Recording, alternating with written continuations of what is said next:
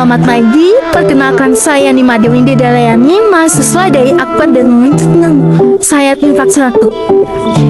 Perlu kita ketahui bahwa ketika batuk maupun bersin, sebenarnya banyak ribuan hingga jutaan umat penyakit yang kita bersihkan. Nah, oleh karena itu, pentingnya kita menerapkan etika saat batuk maupun bersin. Apa itu etika batuk? Etika batuk adalah tata cara batuk yang baik dan benar dengan cara menutup hidung dan mulut dengan tisu ataupun dengan baju untuk mencegah infeksi penularan di lingkungan sekitar kita. Bagaimana caranya? Berikut etika batuk dan bersin yang baik. Simak video tersebut.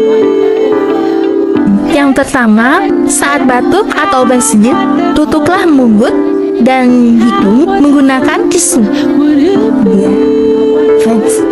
Lalu, buanglah tisu yang sudah dipakai ke kotak sampah.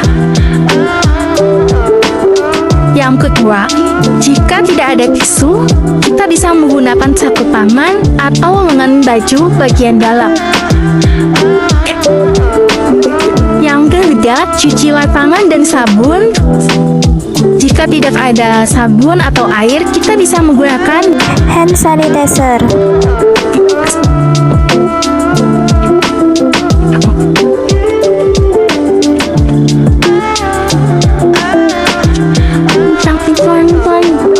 Lalu gunakan masker agar tidak menular ke orang lain.